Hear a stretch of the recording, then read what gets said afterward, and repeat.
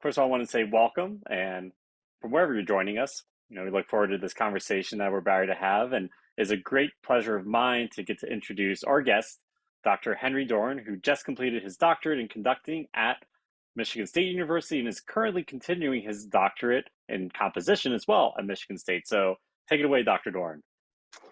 Isaac, thank you. Very much a pleasure to join you here. I appreciate the invitation to do this and obviously to talk to my peers, same group of people. I very much admire the work of the association, and I'm grateful just to have an opportunity to do this. So thank you again. Yeah, no, Uh, we great fans of your work here. So we just want to go ahead and just maybe talk a little bit about your background and how you got into conducting and composition. sure.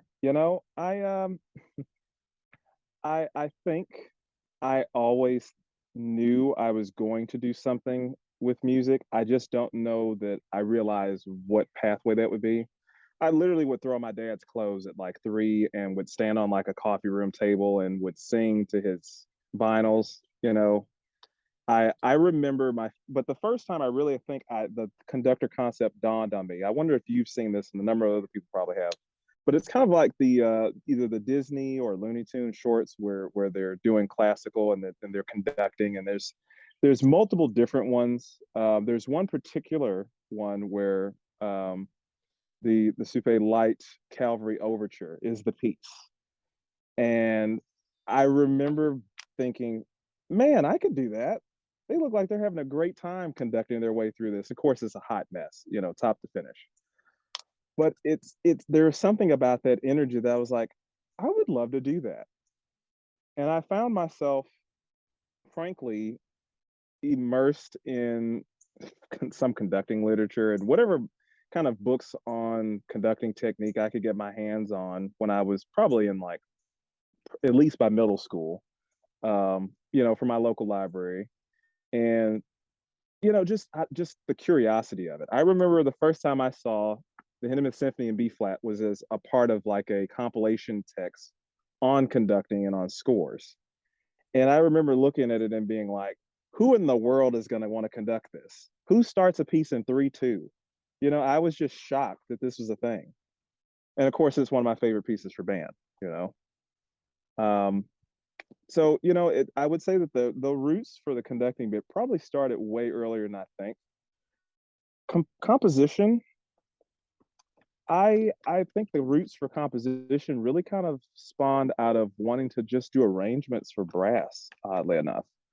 I went to an inner city middle school, not a lot of resources. Things were kind of when I say low income, I mean low income. It was hard to kind of make ends meet for a lot of the families there, and we did not have some of the things that you might have seen at some more well established programs. It was just true. And I just had this thing where it was me and a buddy of mine, so it was a tuba player. We were like, "Hey, I want to play duets with you. I'm a trombonist." I was like, "Let's just have music for us." And I just started trying to figure out how to make arrangements of all things Christmas carols. It was the start. Christmas carols. Um, I was that kid that was like in middle school asking for scores for Christmas. Like the first score I ever owned outright that was mine that I kept was a score to Tchaikovsky's Nutcracker Suite. I asked for that for Christmas. It is still on the shelf in my personal library now. Like I have it's beat up and it has been thumbed through way too much.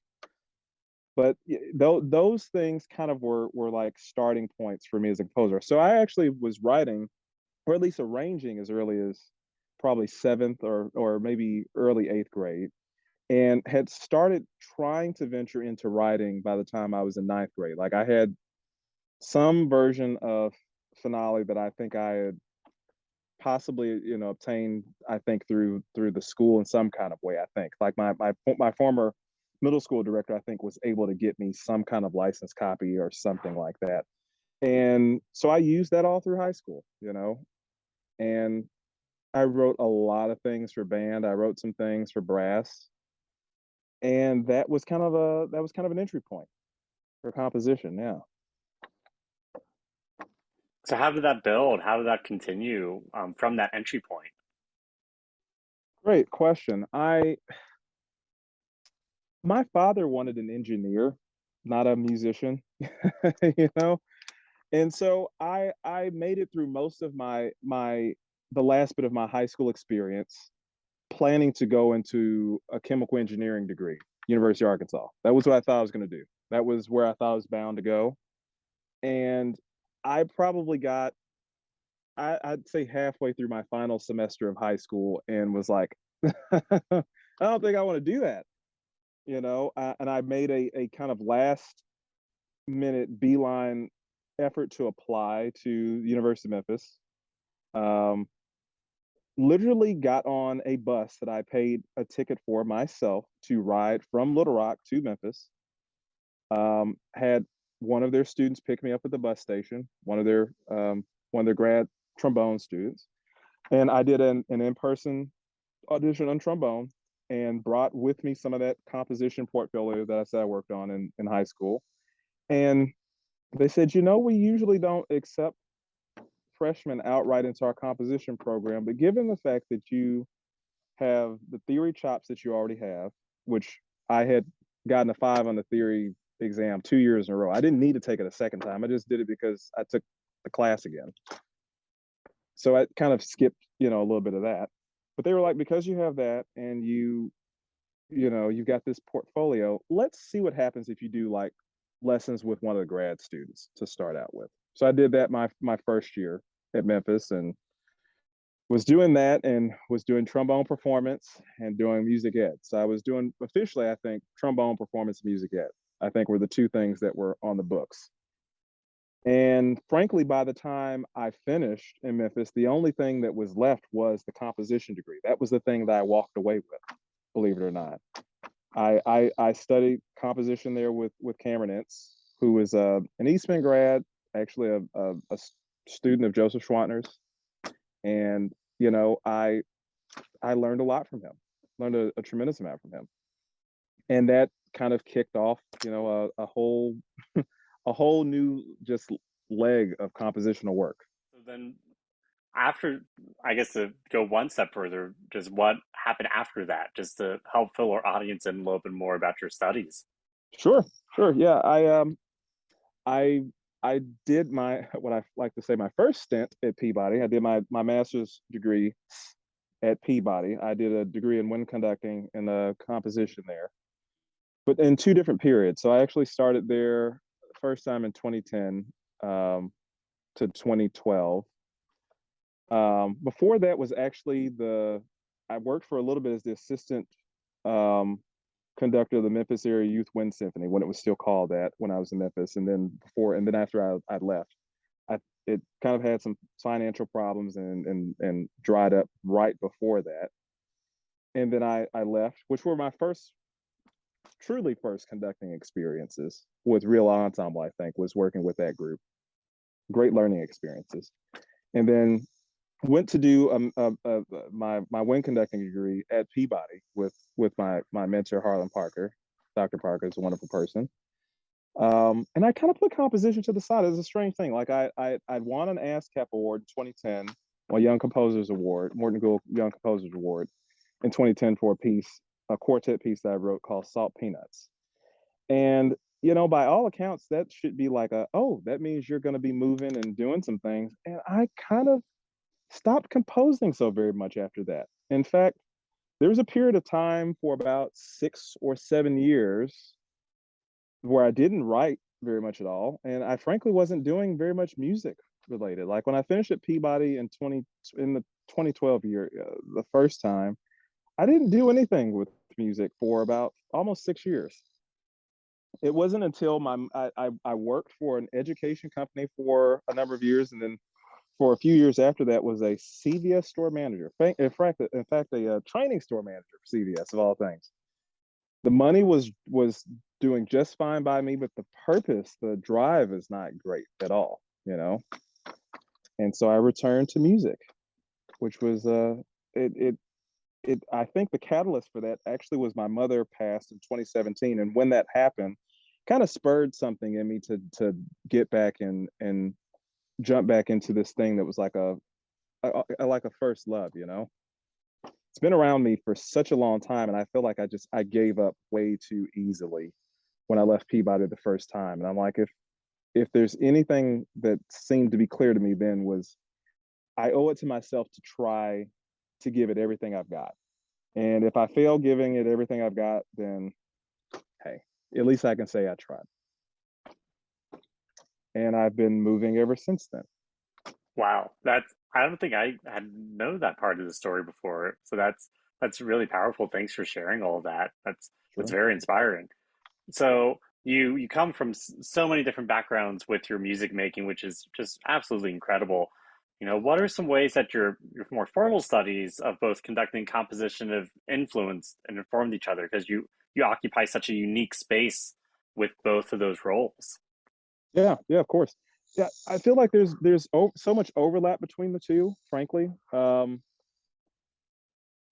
It's hard for me sometimes to take off one hat in exchange for the other, and yet it happens. You implicitly you're going to be thinking one way or another all the time. But there's bleed over, which is really quite nice.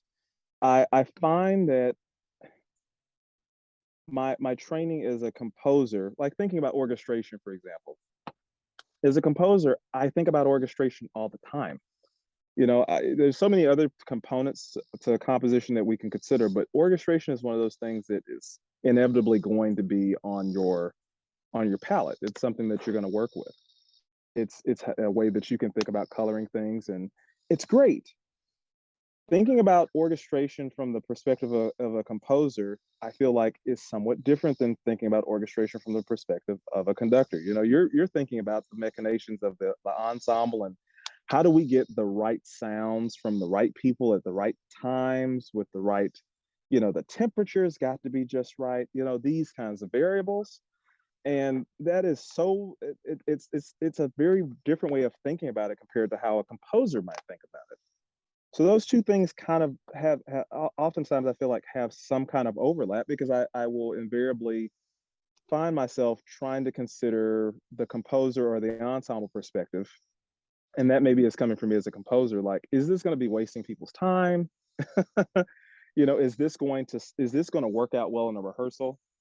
Will this work in a concert hall? Those things that are things that I think I would consider as a conductor for sure. But the implications as a composer, are, you know, me thinking more intently about the inner workings of the piece. What is the soul of this piece? Trying to find inner meaning in the piece and not just thinking about the notes and the rhythms on the page.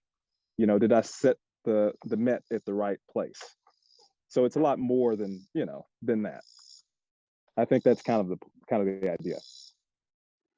Yeah, and with that, when you explore depths of pieces, are there certain things that you find are helpful to try to explore those depths for people who are not composers, or maybe people who Sure. don't have that same background and experience? I think sometimes it doesn't hurt to I would almost say it doesn't hurt to try to think of what it would be like to be the composer, like put yourself in the composer's shoes, or even try to do some writing yourself. I think there's a little bit of that in all of us, or even just do some arranging. Um, or something I've done a few times is, and I did this particularly in the transcription process, is trying to reconstruct a different composer's ideas in a different way for a different medium. And this is one of the things I think is a hallmark of the transcription process for band, or any other medium for that matter, is if you do it right, you're really, really trying to get at the core of the piece. And while being transformative for maybe a different medium, you're still trying to stay true to the soul of whatever work that is. So, for example, with my project for my doctorate, the uh, William Dawson's Negro Folk Symphony, massive work. It's 30 some odd minutes, and there's a lot to consider. But at the very, very core of this piece, Dawson has made it very, very clear that it's the folk symphonies that are the thing. He has these wonderful approaches to orchestration and considering ideas. And there's a lot of people that have talked about his music having the hallmarks of some even European composers and the influence. And there's a lot of maybe Dvorak influence in the symphony, quite frankly. There's some thoughts that he may have been very, very strongly influenced actually by Dvorak's Symphony Number 9, and that might have actually been part of the part of the jumping point for this symphony and the creation of it. Tangent, but to me, it seems like something like a transcription or is just taking the time to dive in that way can be an incredibly informative process for getting at the heart of what is in a composition. Now that I know you're not going to do a transcription for every piece, obviously, but I think it's maybe very important to try to think along the lines of what was it what would I maybe think the composer is thinking? Like if I were writing this, why would I do that? Why would the composer do this? Um, like, for example, Stravinsky. We know that Stravinsky has a love relationship with the octatonic scale. I mean, it's a thing, right? So if we looked at something like his octet or Symphony of Psalms, for example, where he's very prominently using it there as well, it's like, is there a particular reason why he's choosing this particular pathway? You know, and trying to get into the meat of why maybe he's doing that. You know, is there some back home story where it's porridge and it makes him think of porridge? You know, did his relationship with Debussy spur this on in a different way? You know, he has a sour taste in his mouth because of how they left things. I don't know, but it helps for me having a different way of building narratives to connect with the music, and I think that's maybe one of the biggest things, trying to really, really get it. We can't know probably the intent of someone that's gone composer wise. Like I can't know what Stravinsky's intent was. And Stravinsky is such a chameleon, I think, sometimes in the things he says. Um, he says one thing and does another as a conductor, you know. But I say that to say that I think it's important to still try to see if you can get to the heart of what they're thinking, trying to see if you can get into their head. And that I think is what I find myself doing oftentimes as a conductor, trying to get in the composer's head. Yeah, and that actually I think plays great into the next question and expanding on that is the maybe if you can expand more on that role of conductor as interpreter. We know Gunther Schuller has written about this, and Mm-hmm. there's been a lot of writing, a lot on the spectrum of how little or a lot a conductor can interpret or reinterpret a given work. So I'd love to hear your thoughts about that. Yeah, yeah. This is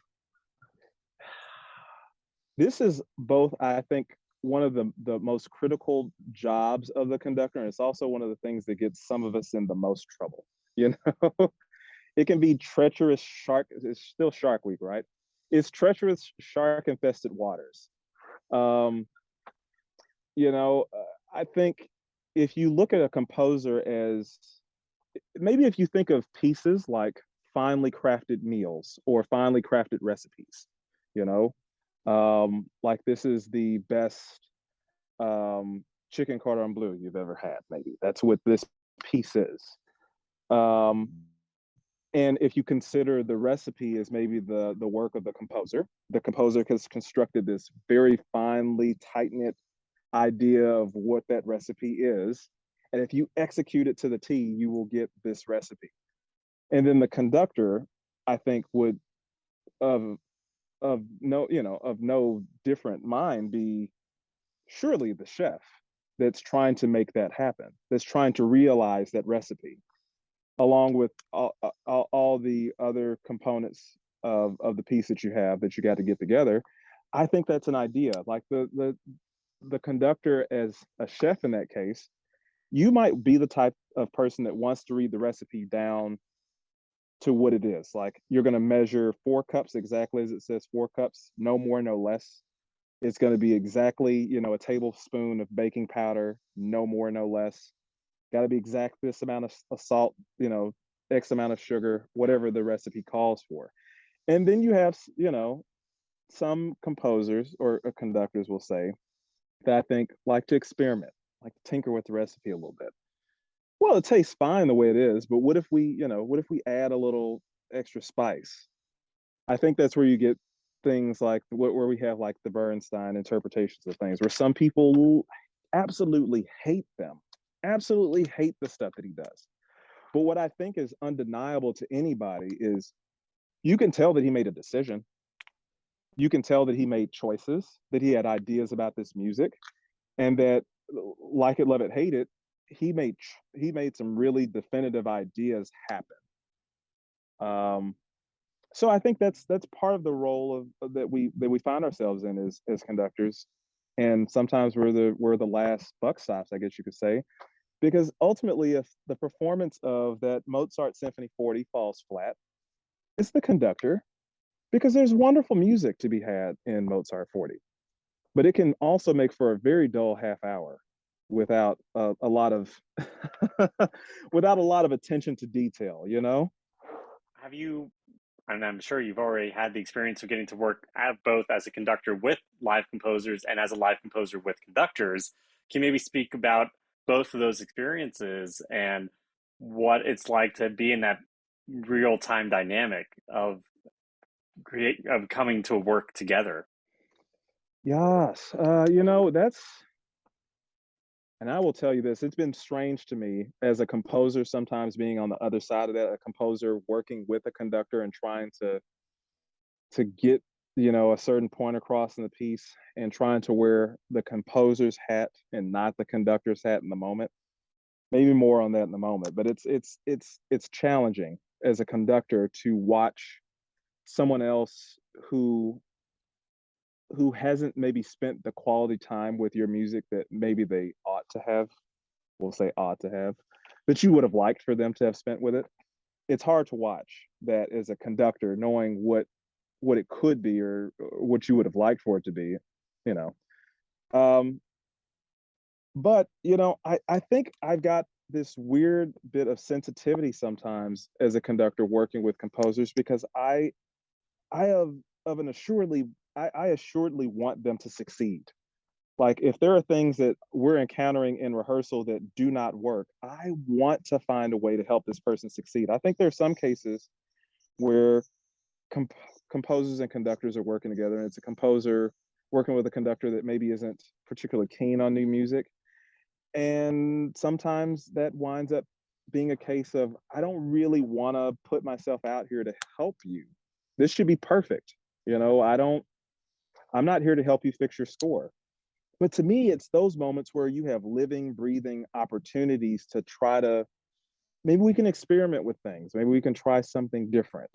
Maybe we can try some dynamics that you hadn't considered here. Or would you like to consider different timbres? We can play around with some colors here. Those are words that I think composers really like to try to hear sometimes. When you start talking about tone colors, like, oh, it's like Skittles or something, being put in front of them. It's like, oh, yes, of course, I would love some of that.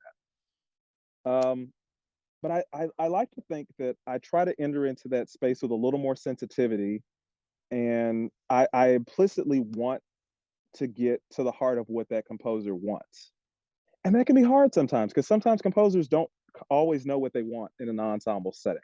You know, you think you know, but when you're sitting at home with Dorico playing back your note performer rendering of a piece, it gives you a false sense of hope for what this could possibly sound like, or what it will sound like.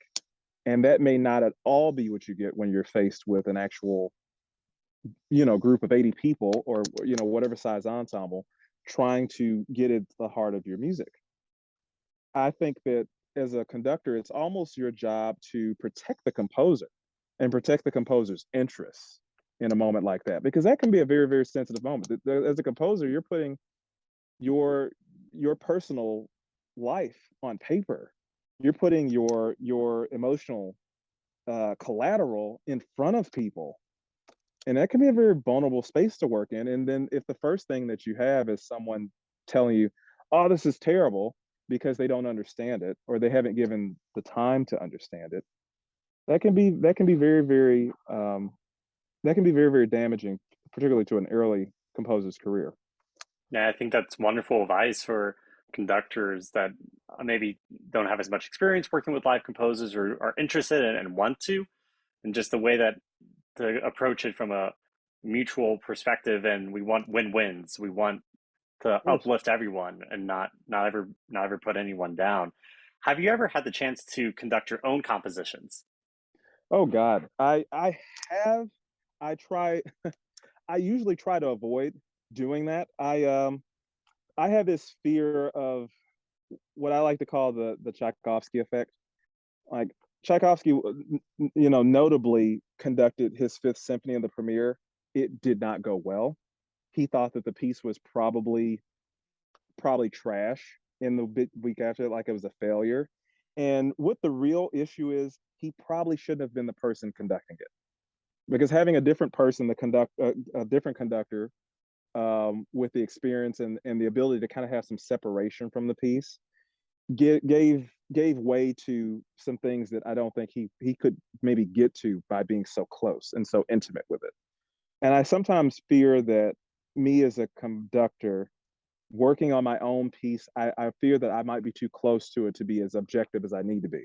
As a conductor, I can be very much objective about it because I know that I'm trying to get to the end game, and I think we all are trying to get to the best version of this piece that we can. And I can do that objectively as a conductor because it's not my music. I'm just trying to give the best version of it as I can with respect to that composer. But as a composer, it's so much more intimate, and you almost take offense to people not giving it what you want it to have. Like it's like they're not taking it as seriously or something. That's frustrating, and that I think can be, I don't want to say detrimental in rehearsal. I know Mahler in the rehearsal of his symphonies with the New York Philharmonic was, I think, notoriously heavy-handed and very like, we're gonna get this right. And I don't blame him because that it was coming from a very intimate place. Number that he's had a lot of tragedy, and he put a lot of that emotional collateral in his music. And I don't know. I think that scares me a bit sometimes, the idea of being so close to it and trying to conduct it. I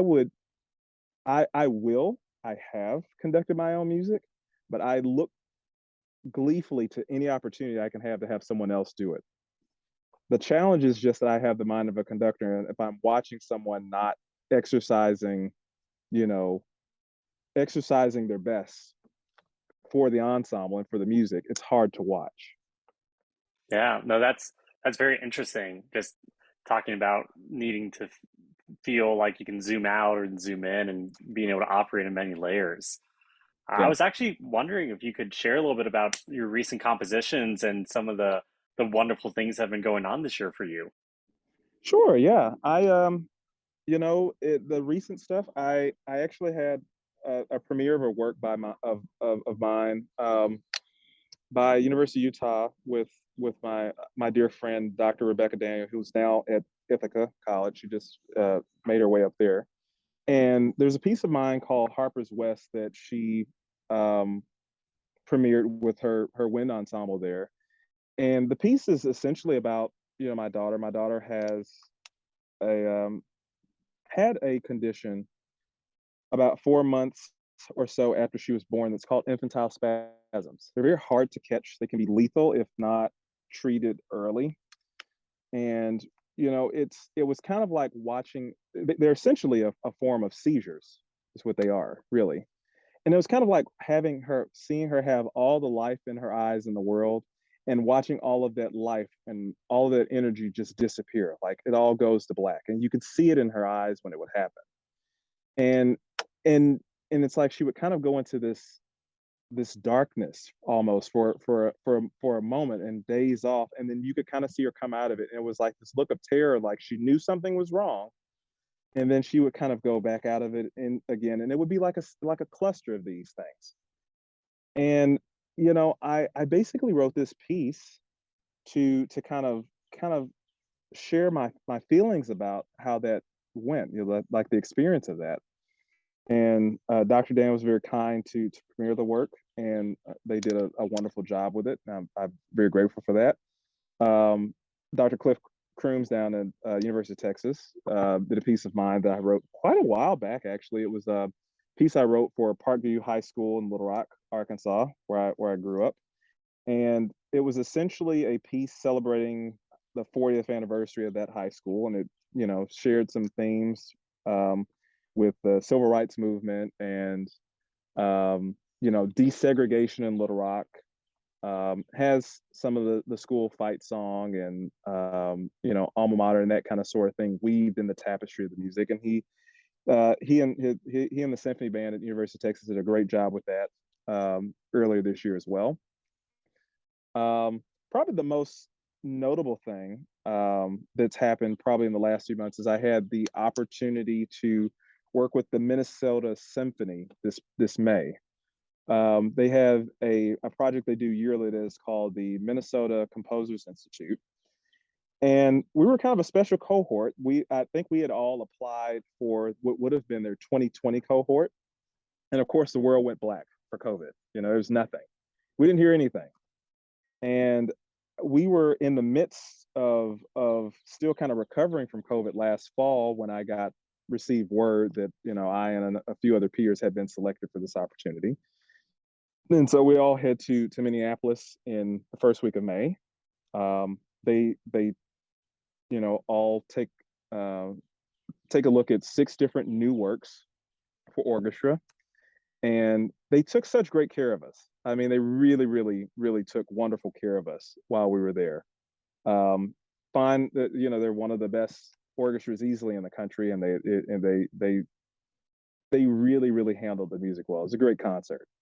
And for me, it was amazing to have this piece premiered by a group of that caliber. It was just great. It was a piece of mine called Transitions that was essentially basically based on my mother's passing in 2017. It's basically the backdrop of the piece. She lung cancer, and cancer sucks. That's the biggest summary I can give. And that's basically where that piece is coming from. And they treated it with a lot of care. I really, really appreciate the work that they did with it. That's very powerful, and I'm very glad you had the opportunity to share that music with the Minnesota Orchestra and not only work with University of Utah, University of Texas, and wonderful conductors. So that's really exciting, and we're just really happy to hear about your music. I guess to wrap things up, is there anything else that you want to share about that composer conductor relationship, that special place that you occupy? It's strange because I think there are people ask me all the time, "Are you a composer that conducts? Are you a conductor that composes?" And I feel like, yeah, there are times where I'm wearing one hat as opposed to the other, but I also think that I am I am indispensably both. Like I am who I am. I think if you'd ask Leonard Bernstein, "Are you a composer that conducts or conductor that composes?" I don't really know that he would have given a response in the way of saying, "Well, of course I'm a conductor," except, "Of course I'm a composer," because he was. I don't know that he would have had to have given much more explanation than that. Or Richard Strauss. I mean, Strauss is a fantastic conductor, very well regarded, and yet he's most well known as a composer. And there's nothing wrong with that. Berlioz was apparently notably a great conductor, if for no other reason than he just wanted to make sure that people got his music right. you know, and so I think more than anything, what I suppose I'm getting at is I don't think there's anything wrong with some interdisciplinary play. Like there's nothing wrong with composers wanting to maybe test the waters as conductors or as composers or arrangers or transcribers. I implicitly think that composers need to consider grounding themselves even just a little bit as conductors. Uh, Pierre Boulez maybe said it best when he said that there's no greater training really for a composer than to try to work your way through your own piece, than to try to conduct your own music. And it can be very, very informative to stand in front of an ensemble working on your music. Like there's no better way to really figure out what does and doesn't work than to do that. I just think that if we give way to those opportunities, like to share the space with each other, composer, conductor, I think there can be some very, very wonderful alliances that happen that way. Yeah. Well, awesome. If you don't know Dr. Henry Dorn's music, please go check it out. I'll make sure to link it below. Please take a listen. Wonderful, wonderful works, and of course, a wonderful conductor. So, Dr. Henry Dorn, thank you so much for taking the time to share your insights and wisdom. And we look forward to seeing your work, but also hearing your work in the future. Thank you, Isaac. Been a pleasure.